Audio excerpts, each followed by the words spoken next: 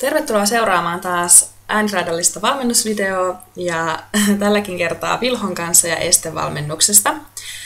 Mä oon laittanut tähän mukaan ihan kaikki videot oikeastaan, mitä tässä on kuvattu. Vähän leikkasin, koska jotkut näistä oli tosi pitkiä, mutta lähinnä näkyy siis kaikki kyllä hyppääminen ja muu. Me tultiin tässä aluksi ihan tämmöisellä ympyränkaarella puomilta 3 laukka-askelta tuollaiselle pienelle ristikolle, jota sitten alettiin nostamaan vähitellen. Ja tarkoituksena oli siis saada se hevonen kulkee mahdollisimman hyvin mun avuilla, mikä nyt on aina tietysti lähtökohtana tärkein, ja niin, että se tekisi semmoisia pyöreämpiä hyppyjä vähitellen. Kuten te ehkä huomaatte, kun te katsotte tätä meidän menoa, niin Vilho liikkuu helposti tosi paljon kuolaimen alapuolella. Se on semmoinen asia, mihin totta kai pitää kiinnittää huomioon, mutta se ei ole semmoinen, mitä me lähdetään niin kuin heti ensimmäisenä korjaamaan. Se on tuolle hevoselle hirveän helppoa liikkua kuolaimen alla, niin me yritettiin tässä valmentajan kanssa saada niin, että se hevonen lähtisi ajattelemaan vähän enemmän sinne alaspäin ja nimenomaan vähän sitä turpaa eteen sen pohkeen kautta, niin että se ei ihan niin paljon jäisi tuohon kädelle ja sinne kuolaimen alle, mutta koska kyseessä on kuitenkin hevonen, jolla ei ole ihan hirveästi sitä omaa voimaa vielä ja se ei jaksa kantaa itsensä ihan super hyvin, niin sen takia se on semmoinen virhe, mitä nyt sitä ei tarvitse niin kuin lähteä sillä tavalla erikseen niin kuin pelkästään korjaamaan. Toki sitten, jos mennään sileellä, niin asia on erikseen, mutta tässä esteellä, kun kuitenkin tarkoituksena on se, että se hevonen tulee pohkeesta eteen ja ohjasta taakse ja niin kuin sillä tavalla vastaa apuihin, niin se, missä sen hevosen pää on, niin ei ole se ensisijainen asia ehkä, mihin kiinnittää huomioon, ainakaan tässä kohtaa. Mutta ei siitä sen enempää. Tosiaan toi puomien väli oli sillä tavalla, että se lähdettiin vähitellen sitten aina pidentää niin, että meillä tuli vähän enemmän tilaa, kun toi este alkoi vähän nousemaan. Vilholla on, niin kuin ehkä muistatte viime valmennusvideosta, niin tapana vähän lähteä ennen ja jälkeen esteitä ryysäämään. Mutta en tiedä, huomaatteko jo tässä vaiheessa vai vasta videon lopussa, että se ero jo siihen viime valmennusvideoon on ihan valtava.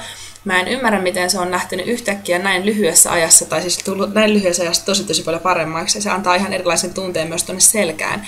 Ei ehkä tässä vaiheessa vielä valmennusta, mutta sitten kohta, kun huomaatte, että me vaihdettiin suuntaan ja ruvettiin tulemaan, niin ne viimeiset hypyt, ne oli tosi semmosia ilmavia, ja oikeasti se rupesi hyppää tuon selän läpi. Et se, mitä me yritettiin tehdä tässä valmennuksen aikana, oli just se, tai tässä niin kuin alkuverkassa oli se, että se lähtisi vähän paremmin tuolta ristiselästä liikkumaan ja nousisi vähän ylös etuosastaan tai niin kuin noista lavoista tuohon hyppyyn, että se ei tulisi ihan niin kuin kiireisenä. Tässä vaiheessa se on vielä vähän, kun te huomaatte, kun se tulee tuohon itse hyppyyn, niin ne sen etujalat on vähän sillä tavalla, se ei oikein nouse tuosta lavoista kunnolla ylös. Niin kuin esimerkiksi tuossa huomasitte, okei, nämä esteet on tosi pieniä ja sen ei tarvitse tehdäkään sitä, mutta sitten kun vaikka esteet nousee, niin te näette, kun se tekee yhden virheen, jonka jälkeen se tajuu sen, että se rupeaa korjaamaan sitä. Ja tässä mun oli tarkoituksena vaan säilyttää se oma tuntuma ja ratsastaa sitä sieltä jalalta eteenpäin niin kuin tuohon puomille sillä tavalla, että siihen puomille tulee semmoinen sopiva ja semmoinen hyvä askel, positiivinen askel niin, että mä en ratsata sitä puomia kohden liikaa eteenpäin tai muuta. Ja tossa te huomaatte sen, että toi oli ihan täysin hevosen virhe. Se tuli hyvään paikkaan, mutta se ei oikein vaan noussut sieltä ylös. Okei, mä olisin ehkä voinut olla vähän hitaampi omalla ylävartalolla ja auttaa sitä, mutta se oli tosi hyvä virhe sille hevoselle, koska kuten nyt huomaatte, se korjasi ihan törkeästi. Se korjasi sekä etuosalla että takaosalla. Se halusi olla irti siitä puomista. Okei, se hyppäsi vähän vasemmalle siinä vaiheessa, tai siis oikealle, mutta se oli kuitenkin tosi irti. Ja nyt tällä kertaa me tultiin sitten sillä tavalla, että mä kiinnitin huomioon siihen, että se ei niin paljon tipu sinne sisälle, ja kuten huomaatte, se hyppy parani heti ihan törkeän paljon. Eli se oli tosi hyvä se virhe, minkä se teki, koska sitten se hiffasi, että sen pitää olla vähän varovaisempi itse ja nousta vähän paremmin ylös. Ja sitten me lähdettiin tulee okserilla sama, ja se itse asiassa aika hyvin hiffasi heti alusta sen, että että nyt pitääkin oikeasti hypätä nämä esteet. Niin se oli tosi hyvin sekä edestä että takaa sitten niin kuin skarpimpi, ja kuten huomaatte, niin se alkoi avaamaan myös tuolta takajaloista. Että se ei vetänyt niitä niin pahasti suppuun sinne vatsan alle, mitä se teki ehkä tuossa pystyllä aluksi, vaan se rupesi oikeasti vähän jättämään niin kuin tilaa sinne omille takajaloilleen, mikä on tietysti positiivista niin pitkään kun se ei ylihyppää liikaa. Mutta tässäkin oli siis sama 3 askelta tänne okserille. Ja kuten huomaatte, niin se alkoi oikeasti niin kuin tekee ihan niin kuin hyviä hyppyjä, mikä oli meille hyvin positiivinen yllätys, koska tämä hevonen on kehittynyt näissä esteillä, musta tuntuu ihan super nopeasti tässä viimeisen 2-3 viikon sisällä. Et se antaa mulle nykyään semmoisen ihan erilaisen tunteen selkään, mitä se ei ole kyllä antanut tässä vielä. Et se on niin kuin siis mä en osaa kuvailla sitä tunnetta, mutta siis tosi erilainen. Sitten me lähdettiin tulee vähän rataa muutamia kertoja, koska me haluttiin vaan tehdä aika paljon työtä tuossa ensin noilla yksittäisillä esteillä.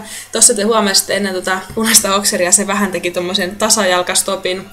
Et sitä pitää aika paljon auttaa vielä näissä väleissä.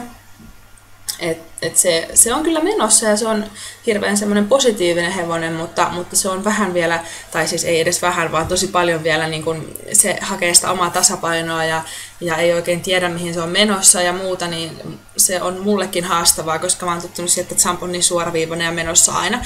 Mutta siis tämä, kun me tultiin tämän rata ensimmäisen kerran, niin vaikka se nyt ei ole ihan hirveän tasainen ja muuta, mutta siis mä olin aivan super yllättynyt, koska ihan jos vertaa vaikka siihen videoon, mitä me katsottiin, tai mikä on tehty viimeksi, minkä te olette kattonut viimeksi Vilhosta.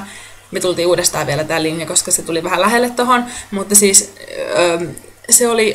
sehän on niin kuin, mä voin sanoa itsekin, että se on ihan eri hevonen jo tässä kuin mitä se oli siinä, koska mehän pystyttiin menemään silloin jotain semmoista ihan superpientä linjaa, ja me ei nostettu niitä esteitä, ja tästä nämä esteet on kuitenkin jo semmoista 90 metriä lopussa. Ja tässä se on oikeastaan aika hyvä. Se tuli ihan hyvin tonne ykköselle, se nosti hyvin etujalat siihen esteelle. Tähän okserille se tulee ehkä vähän lähelle, mutta se tekee ihan ok hypyn. No sit se jää ristilaukalle ja kaikki on vähän sekaisin ja sit se ottaa tohon stopin, koska okei, se vähän myös kyttää noita laatikoita, mitkä tuossa esteen alla on, mutta se tuli sinne niin huonossa tasapainossa, että kun se ei ole niin valmis hevonen kuitenkaan sillä tavalla niin kuin se ei osaa korjata sen omaa tasapainoa ja sellaista, niin sitten se tietysti mieluummin pysähtyi, kun lähti hyppää vähän huonosta paikasta. No sitten me tultiin uudestaan, se meni siitä yli ja sitten mä tulin vielä koko linjan kertaalleen. Ja tosiaan se, mikä on ehkä tämän hevosen kanssa kaikista vaikeinta, on se, että mä pääsen säilyttää tuolta kaarteista semmoisen hyvän rytmin noille esteille ja pystyn sitten jatkaa esteiden jälkeen ilman, että se lähtee vetää. Ja Valtteri sanoikin tuossa, että mieluummin niin, että se tulee ehkä vähän niin kuin eteenpäin vedenvä se viimeinen askel esteelle, eikä niin, että mä vedän sen sinne pohjaan. Tässä se tulee taas vähän vahvaksi tuolla kaarteessa, mutta muuten ihan ok. Se pudottaa takajaloilla ton puomin, koska mä jäin vähän pitää sitä suusta siinä hypyssä. Siksi, että se ei lähde rehaa sinne viimeiselle esteelle liian pohjaan, koska se jäi niin vahvaksi sieltä kaarteesta, niin mä ajattelin, että se tulee kyllä varmaan tosi vahvaksi. Tässä te huomaatte, mä en menekään esteelle, vaan käännyin tonne, koska tonne tuli hevonen tonne sinisen esteen taakse, mitä Vilho pelkäsi. Se vähän pelkää muita hevosia, niin mä kävin sitten näyttää sen hevosen sille, koska se ei olisi muuten mennyt varmaan sinne ekalle esteelle. Ja sitten me tullaan uudestaan, se ei tee mitään superhyvää hyppyä tähän ekalle, koska se vähän katsoi vielä valkoista hevosta, mikä tuolla esteen takana on. Mutta siitä se tokenee ja sitten tänne tulee tänne okserille ihan oikeastaan hyvä hyppy.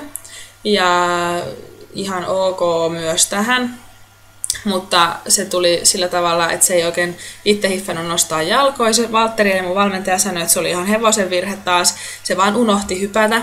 Se tuli sellaiseen paikkaan, mistä sen olisi pitänyt ihan hyvin pystyä hypätä, mutta koska se on tosi kokematon vielä noilla esteillä, niin sillä välillä se tulee sillä, että ei se niinku hiffaa kaikkea, niin sen takia se ottaa tommosia huomeja sitten. Toi viimeinen linja oli hyvä. No sitten me tultiin kertaalleen vielä niin, että mä tulin ykkösen, jätin sen okserin välistä ja tulin pelkästään sen pystyn siitä vähän hankalammasta kaarteesta sen takia, että me saatiin sille hevoselle niin positiivinen semmoinen lopetus ja kokemus siitä esteestä, että se on semmoinen kiva ja helppo lähestyminen, että siinä ei tule alkuun toista okseria. Ja se meni oikeastaan tosi hyvin, niin kuin nyt huomaatte, ja tähän oli sitten hyvä lopettaa tämä tunti ja oltiin kyllä tosi tyytyväisiä.